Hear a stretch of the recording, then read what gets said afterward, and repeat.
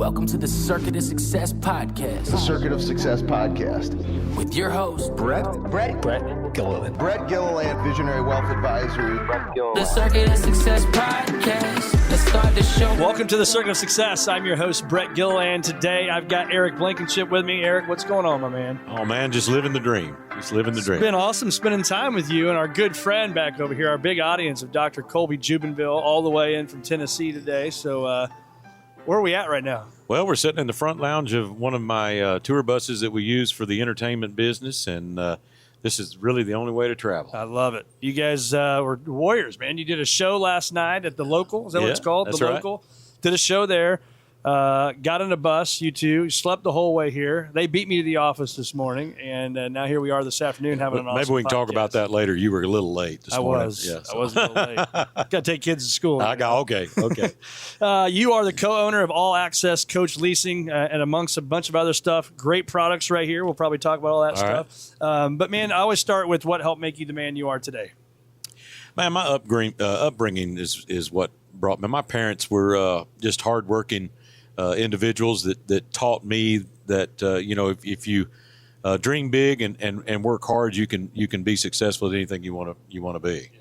So talk a little bit about, you came to Nashville with one plan, and you're here with another plan. So I started singing when I was 12 years old, and I did my first record at 12, and I sang all through high school, had bands. When I graduated, I played the bar scene in the Dallas area. Yeah. And in 1992, I moved to Nashville and thought, I'm going to be the next big thing in country music. And, well, that didn't happen the way I thought it would. I ended up in the bus business. But I went on the road with Ricky Skaggs selling T-shirts at first. And so I loved buses. I got my license so I could help drive. And then it just kind of evolved into a friend of mine, Tim Dillman, owned a company that I went to work driving for him full time. And about a year later, I wanted to come off the road. And he said, why don't you come in and run my office and lease buses for me? And I was like, man, I don't want a day job. I just, I'm trying to be a singer. Yeah. And I told him I'd help him out till he could find somebody. And you fast forward 3.5 years later, I quit, me and my partner Jim, and we started All Access Coach 24 years ago now. So talk about that from a vision standpoint. I think so many people listen to this, whether you're exercising, driving down the road, it's like you think you got one plan, something changes, and you got to go a totally different route. How did you work on your vision, the planning of a new company? Like, how did that all come together? Well, I saw the potential of being able to make a great living by doing what I was doing. But I was working for another guy that it's just so much money you can make. So I thought, man, I can do this myself. I talked to Jim, who's the mechanical end of the business, who he has the same work ethic that I have. I said, let's go try this. And so our deal was we were probably some of the two stupidest guys in the business. We were just not smart enough to quit. Nobody was going to outwork us. They may outfund us. They may do all it, but they were not going to outwork us. And that's how we built that. Small baby steps. We built it, And I think earlier you said something, we were at my office talking for a while, and you said, look, we didn't want to be the biggest. We wanted to be the best. That's so right. Talk about that, whether you're in the bus business or the wealth management business or the law business. Why is that so important? Well, you realize in any business, you're in the customer service business. So if you're not there to take care of the customer and whatever it is you're doing and doing it better than somebody else, you're not going to be successful. It's just not going to happen. That's what we did. We said, we're going to take care of our clients. Again, I did a lot of things that maybe business guys would say, financial guys would say, yeah, I wouldn't have done that. But I thought it was the right thing to do for the client. It cost me a lot of money, but it ended up paying off in the long run by tenfold. Yeah. And your customer service, right? You're around 24 hours with these guys. You got the biggest names in country music are your clients. Absolutely. Right? And you got to be there for them. They have high expectations. So talk about that. I was curious. You obviously have high expectations, or you wouldn't build a business to where you're at. So how do you deal with your own high expectations and then the high expectations of the biggest names in the business? Well, I try to preach to my staff. I do a Monday morning meeting every Monday that I broadcast out to all my people that are off-site. And we talk about the things that we need to improve on, the things that we've gotten feedback and great response, and try to find the way to make our service and our equipment better. And it's important for a client to know that if they have a problem, And usually that problem is going to be on the weekend that they can get a hold of somebody that can help them because they're working most of the time when we're out playing, doing our, our weekend relaxation. Well, what am I supposed to say? I'm sorry, I'm off till Monday. Yeah. I can't do that. No. So That wouldn't go over well. no, not very well at all. Talk about the hustle.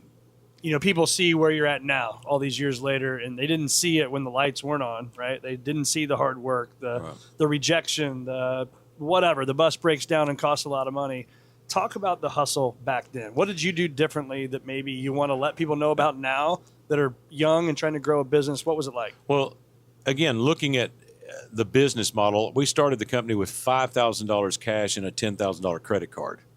And that afternoon, we didn't have any money. We were broke. We had 8 buses. That afternoon. Yeah, by the time we rented a place and whatever. Day one. But there was some guys that gave us 8 buses to run. We took 10% of the money, and we got the maintenance money, and we started. And I went a good 120 days without a paycheck. Yeah. My partner Jim did too. My wife we had a 6-month-old baby. It was like, man, it was dark, and I thought, I guess we're going to have to close it down. I didn't think we were going to make it. Now, again, we were trying, struggling, working, and I finally landed my first long-term client, and that was Martina McBride.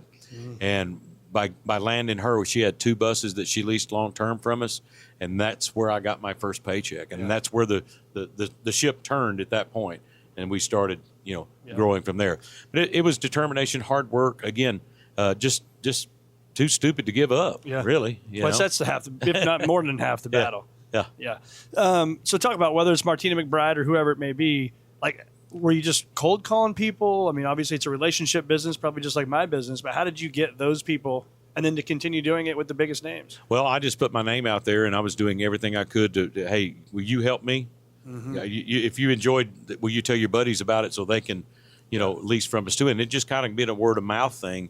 I've never done a whole lot of advertising other than I give away T-shirts and caps. That's what we do for advertising. So when you pull up on a bus and you got 12 clean shirts for the crew guys, guess what they're going to do? They're going to wear them because they didn't bring their laundry or they're out of they got dirty clothes now, so they're going to wear your stuff. So now then everybody in the industry is seeing your name everywhere. So that's smart. That's helped. Very smart. Definitely. Marketing 101. That's it. I like it. When did you, I guess maybe by default, was that how you knew that you could turn buses into a business? Yeah, I mean, it was a default for sure. I thought we'd be successful. I really did. But to be in the position that we are now, we are one of the best in the business. We have a lot of big name acts, and I can see turning points, growing things. When we started, we were in a rented building, and that was in 2002. In 2008, we bought a facility, renovated it, and it put us in the next level, kind of legitimized us. Yeah. Then in 2015, we opened our interior shop where we build everything so we could keep track of how everything's done. So I can custom build anything anybody wants. Yeah. And we're probably the only ones in the industry that will definitely custom build you a bus. People say, "Oh, you want a custom built bus? Yeah. What color do you want?" "Oh no, the floor plan's what it is, but you can have what color you want." We don't do that. So if you want an ice maker up front, you want a bedroom here, you want a sauna, you want a jacuzzi tub, whatever it is you want, we'll put it in there. What's the craziest thing you've put in One of the craziest things we did is a rock climbing wall. For one of our clients had small kids, and he wanted them to have a place to climb and hang around and jump from bunk to bunk, and so we put a rock climbing wall in. Inside or outside? Inside. Wow. We've done recording studios inside the buses. I mean, there's lots of different little. So let's talk about that process. So this bus right here we're sitting on, you were saying earlier, it has 1.2 million miles. Correct. Yes. That's a lot of miles. That's a lot of miles. Walk through the process. So this is the oldest one you got. Yeah, how many right now traveling? 52. 52 traveling right now. Walk through the process, because the research I did, when you buy a bus, it has literally the front seat and a steering wheel. Is that correct? It's plywood floor and open walls. There's nothing in here. And we start from that spot. We start from the ground up. We put the generators in, water tanks, all of the plumbing. There is thousands and thousands of miles of wire in this bus. Wow. I mean, I could probably wire 25 to 30,000 square foot houses with what's in here. I mean, it's stupid. Yeah. It's crazy. And even this morning you were showing us, you go outside, TV pops out and comes up. You got the Blackstone grill that comes out. I mean, these things have got everything. Oh, you can do anything you want. You can tailgate. You can hang out. You get to the venue, and you're sitting up there with your fellow singing buddy, and you got a little compound. You're hanging out and getting to visit. Hey, maybe we'll write songs today. Right here on this couch. Yeah, absolutely. Yeah, that's incredible. Do you think success tastes sweeter having to build it over 24, 25 years? Oh, yeah, absolutely. Yeah. I've got a daughter that's 44. I got a son that's 24. My daughter grew up with broke Eric, and my son has grown up with money Eric. Yeah. And it's two different upbringings. But I've also tried to make my son understand that there was dedication, hard work, sacrifice, and you need to understand what that is to enjoy your side and what you're going to do with the avenue that you've got. I'm sure Big Sis lets him know about it. Oh, absolutely. She acts like she's deprived, but she's had her fair share of the money side too. Luxuries once tasted become necessities. That's what I always say. It. Talk about a risk early on that you took that you're like, this is like making me lose some sleep at night. But now you look back and you're like, thank God we did this. Man, I did a stupid thing one time. I told a client that I wasn't done right, and I stood up for myself and decided to pull the buses from him, and I was told that, man, it's going to ruin your business. He's very influential, and he'll kill you financially. And about 30 minutes later, the guy called back and apologized and said, man, I was wrong. I shouldn't have done that. And he said, you still want me to take my buses? And I said, man, I sure hope you don't. I said, because if you do, I'm going to be out of business. And we're best of friends still today, 20 some odd years later. So the challenge, that's what it was, you think? Yeah. I mean, it was a bold move to make. And I could have lost everything, but I also knew that I needed to stand up for what was right, so. Yeah, well, good for you, man, because not everybody's going to do that. What are you learning about? You're around these big, music stars and, again, high expectations, but do you learn something from them? Because, you're a great singer. What makes them different to why they can get to the levels they've gotten to, do you think? I think this industry has definitely changed over the years. Social media has played such a big part in these guys that are you didn't hear of them yesterday, and all of a sudden everybody's talking about them. And the main thing now with any record label and things like that, they want to know what your social numbers are. That was not even a part of a equation 10, 12, 15 years ago. But you've got guys, man, that have built a brand and they've tried to, keep their momentum going, and some have done really well with that. But I think social has a big part of that. I really do. It's amazing what they can get and the following and all that stuff. What do you think makes a great leader, in not just in business but just in life?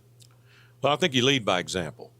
So if you're going to claim that if you make a mess on the floor that you should wipe it up, well then if you're the head guy, you should be doing the same thing. You were just doing that. I just did. Up some stuff. Probably Colby dropped something. He probably did.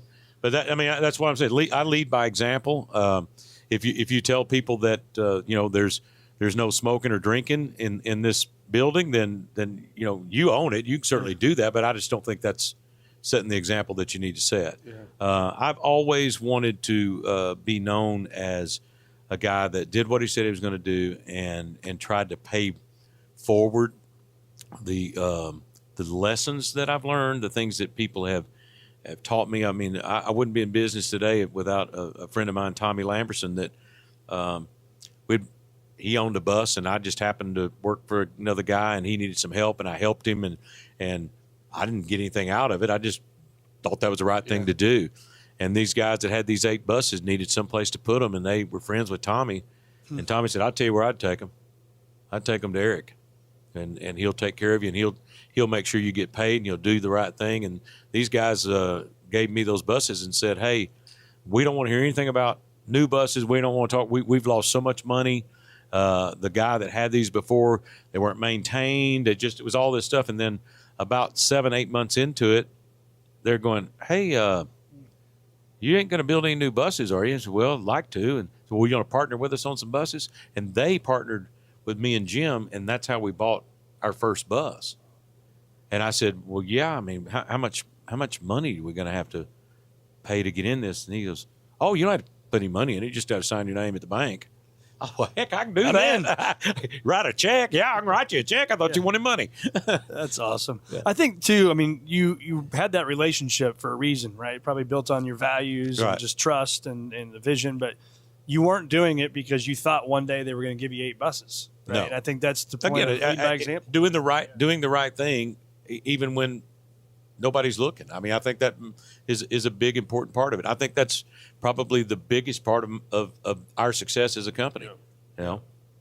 I like that. What role does curiosity and creativity play for you? You know, it plays a lot. I'm creative in a couple of different areas. Musically, creative. I write. Matter of fact, I got my first ASCAP check as a writer. Moved to town in 1992 and started writing songs. I got my very first check in 2025. Yeah. So 1992 to 2025. Yeah. That's an overnight success. That's an overnight success, and then you know I took that $103 on that first check and bought a couple of cups of coffee. What song was it? It's a song called "It's All Over Town." Mo Bandy, old country singer, did the song, and I wrote that with a lady named Leona Williams, who was a big songwriter. She's got many hits. But that's great. Talk about any of the moments you've had where it's like the pinch me moments. You know, you're in the music business. We all love going to concerts, love live music. Like, what are some of those pinch me moments that you can share? I was at the local in Hendersonville one night this past year, and Ben Isaacs of the group The Isaacs was there with Jimmy Fortune, who used to be with the Statler Brothers and a couple of others. And so I got them up to sing, and when I stepped off the stage there, Ben says, "Hey, Eric, I need to ask you a question. What are you doing April the 29th? And I said, "I don't know." He said, "How would you like to debut on the Grand Ole Opry?" And, dude, I fell to my knees. I mean, that's a lifelong dream for anybody. I mean, I don't care what that'd be the Super Bowl of if you're a football guy or you know, the World Series if you're a baseball guy. It's like, oh my goodness, are you kidding me? And so I got to sing on the Grand Ole Opry on April 29th. The Isaacs and the Opry staff band backed me up, and it was so unreal. It was almost like I was up above myself watching it. It was crazy. It was absolutely crazy. What'd you sing? I sang "Statue of a Fool," and that's an old song. It's been redone a couple of different times, but Jack Green made a hit of it. And I came off stage, and there was a gentleman on the side stage. It's a guitar player, and his name's Doug, and he said, "Man, I haven't heard that song in years on the Opry." And I said, "Really?" He goes, "You know why?" And I said, "No." And he goes, "Because nobody can sing it." He said, "Dude, you got a standing ovation right there. You sang that song. You owned it." So that's going to be hard to top. Yeah, it really is. That's incredible. And your family was over there to watch. Your dad, they're all on the front row. 84-year-old dad, right? Yeah. So I wanted to do that so much before he passed away. My parents supported that habit that I had and spent stupid money. Yeah. I mean, I'm telling you again, stupid financial decisions trying to help me make it in the music business, all from 12 years old till, you know, my parents moved to Gallatin, Tennessee from Texas when I started All Access and went to work for me. Yep. So I paid them. I paid their rent at their house they rented. That was their income. So my dad tells the story. His rent was $1,200 a month, and he come in the office one day and he said, "Hey, I'm gonna call the landlord and see if he'll go up on the rent." And I said, "Why?" He said, "I need a raise." So anyway, I started paying him then. Right. All right, Dad, you're on staff now. That's so cool, man. And think about the investments. Parents just believe in you, trust in you, and you're doing the same thing with your kids, I know. So absolutely. That's amazing. How's the business changed over the years now? I mean, and I don't know this, but this is what I think happens. They used to, you know, the George Straits of the world would get on a bus and they'd go from this town to that town to that town. Right now, their band and stuff does that, but they probably jump on a private jet and then head home and then come back. I mean, has that changed a lot over the years? It has, you know, and what used to be a one bus situation, or if you were really big, you had 2 buses. Yeah. I mean, you were really. You're making it. And then you might have added a semi truck. Now you're really big time. Well, now then, it's nothing for guys to have 8 or 9, 10 buses on tour. And you're thinking, why would they need all those people? Well, the production's way bigger. The technology is different. The screens are bigger. I mean, just the whole even the camera work. I mean, they have people now that ride a bus that all they do all day long is take pictures and video and do drone shots. I mean, it's a major deal for social media. Yeah. And it drives that. So we've seen what used to be standard, a 2-bus tour is now probably a 6 to 8 bus tour. And the star, if he's big enough, he's flying. He's flying in and out, and his bus is chasing him. Well, that's good for all access coach racing. Yeah. We like 7 buses more than 1 bus. That's right. Definitely. Definitely. What's that process like? So you meet with the star and they kind of say, here are the 5 things we want it to look like? Yeah, if we're custom building for that artist, they'll majority of the time come out to our facility. We have a design room and a design team, and we go in there and we start talking about the things they want. And we start kind of making notes, and then we start, what do you envision colors and what are you looking for? Sometimes they'll bring out a interior designer, and other times they pick it with us, and we show them some other things we've done. Ooh, I like that. I'd like to have that there. We want recliners over here and a bigger TV here and stuff like that. And then we put it out on paper, we CAD draw it, and then we send it to them, and they approve it. Yeah, I like that. What advice would you have for someone right now that's chasing a dream, i.e. trying to play music, right, versus financial stability? You saw the opportunity grow, and now the success that you've had. Man, I mean, I think it just depends on where you are in life. If you can chase that dream till you just can't chase it anymore, just do it. I mean, I never really stopped chasing the singing thing. I just put it on the back burner, and I did the bus thing. I never, ever really thought about going back and doing what I'm doing now. I'm 60 years old. I'm playing every week. I'm opening up in October for the Oak Ridge Boys. No way. And Exile. My favorite band when I was a kid. Yeah, I'm gonna open them, and they're Elvira. Oh yeah. So it's again, it's in the town that I live in. So it's a cool event that they have there, and a fundraising thing, and I get to open for the Oak Ridge Boys. It's October 24th. October 24th. Yeah, I'll get you tickets if you. I'm in. All right. Go see the Oak Ridge Boys? I'll get you a backstage pass even. Right. Let's get them on the podcast. Yeah. See, now I'm getting greedy. Okay. My parents would die. I listened to that album nonstop as a kid. Talk about the habits. If I followed you around, or my buddy Jeff over here followed you around the camera every day, what are we going to see are the no-miss items professionally, personally, that you do day in and day out?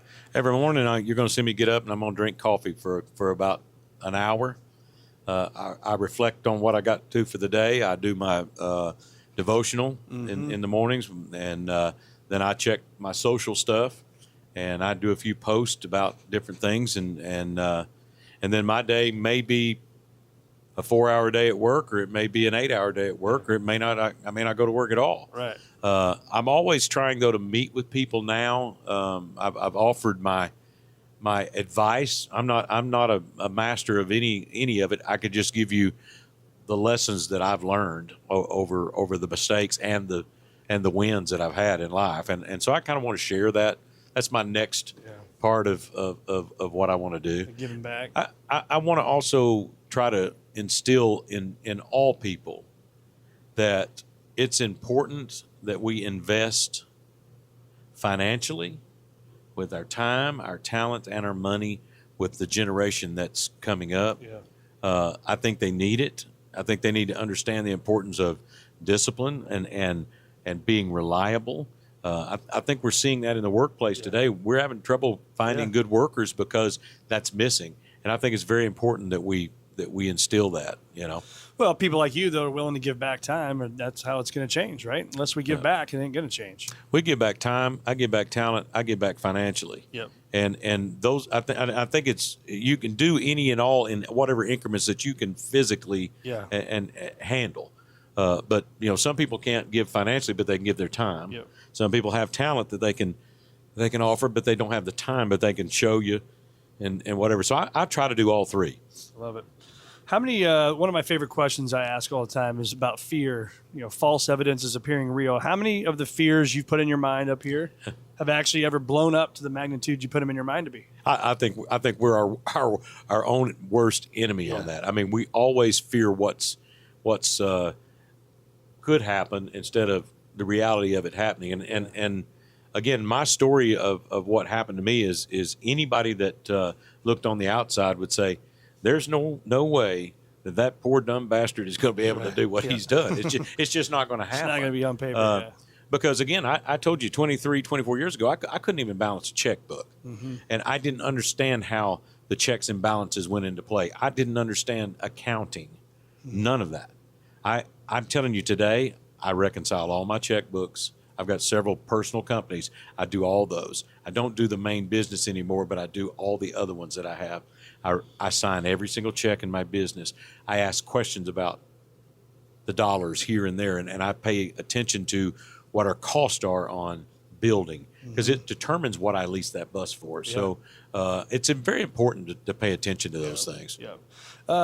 So our firm's mission, my personal mission, is helping you achieve a future greater than your past. So when you hear that, what comes to mind for you? Well, I would say if you could take what I have today and help me keep it, and show me maybe ways to quit wasting some of it that I've already gotten is very important. Is that what you do? It's what I do. Well, maybe we can talk afterwards. There you go, Colby. Thank you. No, I'm just kidding. But I think it's like, the future can be better than the past, right? Doesn't mean you had a bad past, but the future can always be better. And it's like, what are we working on to make sure our future is better? Money can't buy you happiness, but it can sure do a lot of things for you. I mean, I remember growing up poor. And we didn't miss a meal. But we didn't have a lot of extra money and income. Same thing when me and my wife got married. I mean, we moved, I think, 10 or 12 times the first 5 years we were married because we had to. Just couldn't get it together. And so the financial stress of that was rough. But I wouldn't change any of it. First house I ever bought, I was, I think, 37 years old. And it was a double wide. And I loved it. I loved living there until I moved to the next place that was a next level of something, until moved to the house that I'm in today. But, man, I mean, I think it's important to remember where you came from and try not to make the same mistakes twice, That's right. It's funny you say that about the things you did earlier in life. And my wife and I, we were on vacation with our kids this summer, actually down in 30A. And we had to go one night to one place before we get in our house for the week, and we were packing everything up. Of course, it never goes back in the same way. So we were carrying some plastic sacks from a grocery store. And my wife and I both kind of started laughing because we're like, man, remember when we went to Chicago? We were early dating. We didn't have duffel bags and nice stuff, and we were carrying our crap in with a Walmart sack. So got to remember those days. But it was fun. It was fun. We used to have get-togethers at our house, and we would just grill hamburgers, and we'd have all of our friends that, hey, come on over and eat with us, and I just remember how much fun that was. And today, one of those guys comes out and sees me play all the time, and he says, man, you remember when you used to cook those red beans with the cilantro in it and all that? He goes, I still do that about every 2 or 3 weeks, and every time I do it, I think about how we used to do that out there at your house. So, but it's memories, man. It's good stuff. Memories. What feedback would you give yourself if you could go back to the 35, 40-year-old guy that's grinding right now, building a family? What advice would you have for that dude? Hey, you should have got smarter about 10 years earlier and paid attention to the things that people were telling you. One of the things was I used to be a smoker, and I can't even imagine today. Right. And I'm going, I look back on that and I go, you were so stupid. Why would you have done that? So I wish I would have taken the advice. And so I've tried to stress that to kids that I see at 18, 19 years old. I go, hey, man, I just want you to know, in 20 years, that's going to be hard to quit. And it's going to hurt you health-wise. So why don't you do it now? I have an incentive program at my work that if you're a smoker, I'll offer you a check for $1,500 if you'll quit smoking for 90 days. I'll give you $1,500 cash. But if you start smoking again, you're going to pay me $3,000. Oh. And they said, well, why would you do that? I said, well, because you're going to be a healthier employee.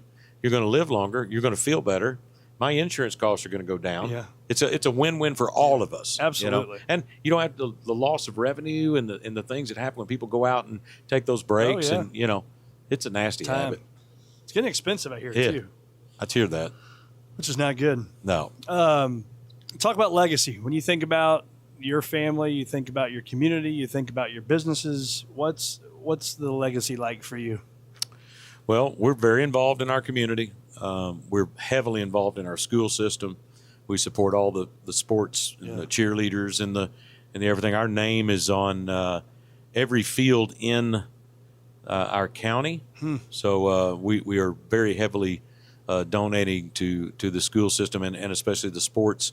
I got a bank that has the football scoreboard right now, and I'm gonna get it from them. We're coming at you, bank. That's the only one I don't have. And so and again, it doesn't necessarily bring me any income for my business. Yeah. But I think it brings me things in the community that I otherwise wouldn't be able to be a part of. All the nonprofit stuff we're heavily involved in, and I think if you walked into my community and you said All Access, what do you think about them?